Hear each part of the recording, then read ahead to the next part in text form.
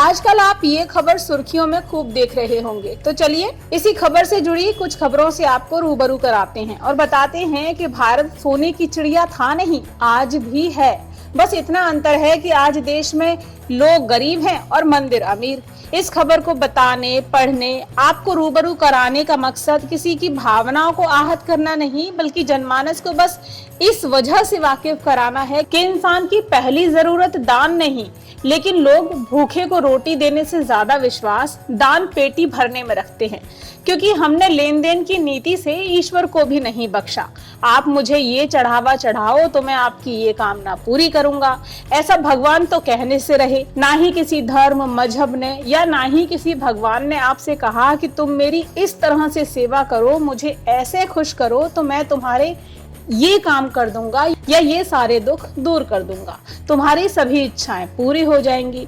जिस निराकार साकार ईश्वर में दुनिया की आस्था है, वो सिर्फ एक ही ज्ञान देता है कि नर की भी सेवा करो, नारायण की भी करो, लेकिन गरीब को मत बिसारो, उनको भी मदद करो, उन्हें भी भोजन खिलाओ। अगर तुम उन सबकी सेवा करोगे तो ईश्वर भी खुश होगा। लेकिन लोग धर्म और आस्था के नाम पर धार्मिक स्थलों में करोड़ों का धन लुटाते हैं, कामना इच्छा पूर्ति के नाम पर। हालांकि धर्म के नाम पर, आस्था के नाम पर दान देना ये सभी का निजी मामला है। कौन कहाँ कितना चढ़ावा चढ़ाता है ये उनका निजी मामला है, लेकिन जब ये दान चढ़ावा सभी धार्मिक स्थलों, चाहे वो किसी धर्म से जुड़े हों, लेकिन अगर वो स्थल देश की प्रसिद्धि और समृद्धि से जुड़े हैं तो ये एक सरकारी नियम और कानूनी सीमा में आने लगते हैं। क्या आप जानते हैं कि हमारे देश की टेम्पल इकोनॉमी 3 लाख करोड़ को भी क्रॉस कर चुकी है। टेम्पल इकोनॉमी यानी मंदिर में आने वाला वो चंदा या चढ़ावा और मंदिर का खर्च जो 9 लाख रजिस्टर्ड मंदिरों में से 4 लाख मंदिरों में लोग दिल खोल कर देते हैं, और इससे उन मंदिरों से जुड़े लोगों का खर्च भी चलता है। सोचिए 3 लाख करोड़, ये आंकड़ा घरेलू डिफेंस बजट से बस कुछ ही कम है। नेशनल सैंपल सर्वे ऑर्गेनाइजेशन यानी NSSO के अनुसार देश की टेम्पल इकोनॉमी $40 बिलियन यानी 3.02 लाख करोड़ रुपए है। हैरानी होती है ना? मदद और जरूरत के नाम पर दिए जाने वाले फंड से कहीं ऊपर है धर्म के नाम पर दिया जाने वाला धन। अयोध्या में बनने वाले राम मंदिर का जो अब तक का चंदा मिला है वो कोरोना वैक्सीनेशन को इस बार मिले फंड से भी ज्यादा है। देश को केंद्र सरकार की तरफ से कोरोना जैसी महामारी के लिए वैक्सीनेशन के लिए 5,000 करोड़ रुपए मिले हैं, जबकि राम मंदिर निर्माण के लिए जो ट्रस्ट बनाया गया है उसको मिला चंदा अभी तक का 5,500 करोड़ रुपए के आंकड़े को पार कर चुका है।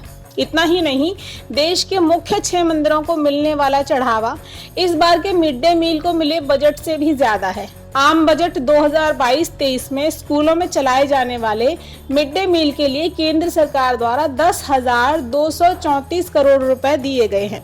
लगभग इसका दुगना यानी करीब 24,000 करोड़ रुपए देश के 6 बड़े मंदिरों का सालाना चंदा हो जाता है। और हम कहते हैं कि देश गरीब है। गरीबी इसलिए है क्योंकि गरीब की मदद को हाथ नहीं बढ़ते, मुरादें पूरी होने पर दान पेटी में चंदे के लिए बढ़ते हैं। अगर ये चंदा भी गरीबी की काट का बीड़ा उठाए तो मुफलिसी पर कुछ मरहम लग सकता है, लेकिन ऐसा बहुत कम होता है या फिर होता ही नहीं है। खैर, आइए अब आपको बताते हैं कि हमारे देश में रजिस्टर्ड मंदिर, मस्जिद और गिरजाघरों की संख्या क्या है। templesofIndia.org, evangelical fellowship of India और hellotravel.com से जो डेटा मिला है उसके मुताबिक 9 लाख मंदिर हैं, 3 लाख मस्जिद हैं और 35,000 गिरजाघर यानी कि चर्च हैं। ध्यान रखिएगा, ये वो आंकड़े हैं जो रजिस्टर्ड मंदिर, मस्जिद और गिरजाघरों के हैं। जो रजिस्टर्ड नहीं है ऐसे भी कितने होंगे जहां दान तो आता है लेकिन गिना नहीं जाता, यानी सरकार की नजर से वो परे है। वैसे यहाँ एक और चीज कि सभी धर्मों के पूजा प्रार्थना स्थलों के लिए एक समान कानून होना चाहिए। इसे लेकर सुप्रीम कोर्ट में एक याचिका भी डाली गई थी, जिसमें पूजा स्थलों के फंड पर सरकारी कंट्रोल को लेकर मामला सुप्रीम कोर्ट तक पहुंचा था। याचिकाकर्ताओं ने कहा था कि हिंदू धर्म, जैन धर्म और बौद्ध धर्म से जुड़े हुए पूजा स्थलों को मिलने वाले फंड पर सरकारी कंट्रोल, सरकारी नियंत्रण है, लेकिन मस्जिद हैं, मजार हैं, चर्च हैं या फिर दूसरे धर्मों से जुड़े हुए जो स्थल हैं उन पर किसी तरह का कोई सरकारी नियंत्रण नहीं है। इस मुद्दे को लेकर 15 तरह की याचिकाएं कोर्ट में डाली गई, जिनमें ये बताया गया कि सरकार का देश के 9 लाख में से 4 लाख मंदिरों पर सरकारी नियंत्रण है, लेकिन भारत के मंदिरों की अर्थव्यवस्था का आकार हर बीतते साल के साथ बढ़ता जा रहा है। मंदिरों की ट्रस्ट की तरफ से मिले आंकड़ों के मुताबिक देश के प्रमुख मंदिर और उनका सालाना चंदा राशि आप सुनेंगे तो दंग रह जाएंगे। हमेशा सुर्खियों में रहने वाले केरल के पद्मनाभ स्वामी मंदिर को चंदे के रूप में लगभग 15,000 करोड़ रुपए मिलते हैं। आंध्र प्रदेश तिरुमाला का तिरुपति मंदिर, यहाँ करीब 13,000 करोड़ का चढ़ावा आता है।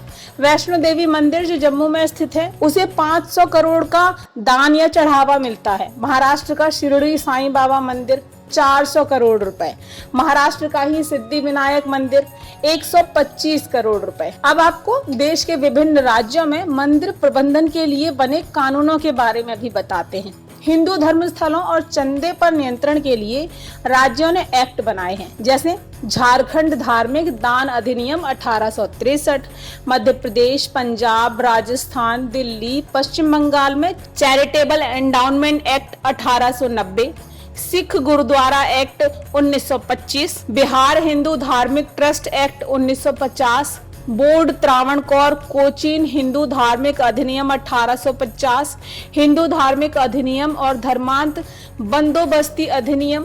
तमिलनाडु में तमिलनाडु हिंदू धर्मांत बंदोबस्ती अधिनियम 1959, गुरुवायूर देव स्वयं अधिनियम 1978, आंध्र प्रदेश चैरिटेबल हिंदू धार्मिक संस्थान और बंदोबस्ती अधिनियम 1987, तेलंगाना चैरिटेबल हिंदू धार्मिक संस्थान और बंदोबस्ती अधिनियम 1987, Jammu Kashmir Shri Mata Vaishno Devi shrine act 1988, Jammu Kashmir Shri Amarnath Shri shrine act 2000, Jammu Kashmir Shri Shiv Khori shrine act 2008, Shri Sai Baba Sansthan trust act 2004, Karnataka charitable Hindu धार्मिक संस्थान और बंदोबस्ती अधिनियम 2011, जम्मू कश्मीर श्री माता बाला सुंदरी देवी श्राइन एक्ट 2013।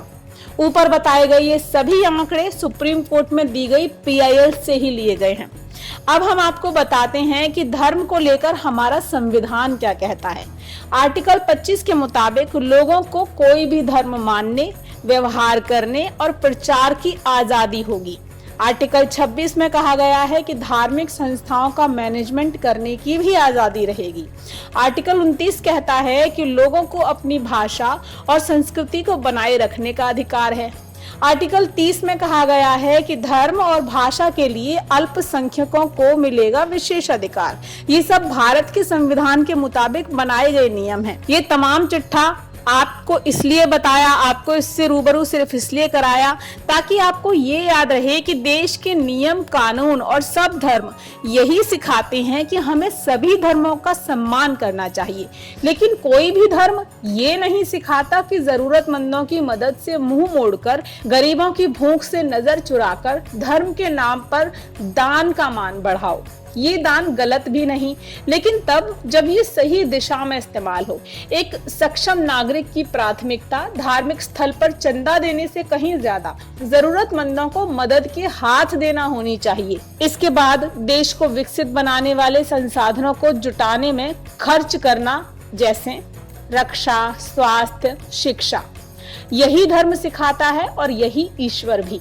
इस वीडियो के अगले हिस्से में आपको दिखाएंगे देश के एक ऐसे अमीर मंदिर के बारे में जिस मंदिर की कुल संपत्ति दुनिया के कई देशों की GDP से भी ज्यादा है। देखते रहिए देश रोजाना। चैनल यदि सब्सक्राइब नहीं किया है तो सब्सक्राइब करिए, वीडियोस को लाइक और शेयर करते रहिए। हमारे साथ जुड़े रहने के लिए देखते रहिए देश रोजाना का YouTube चैनल सब्सक्राइब कीजिए। साथ ही देश रोजाना की खबरें सबसे पहले देखने के लिए प्रेस कीजिए बेल आइकन।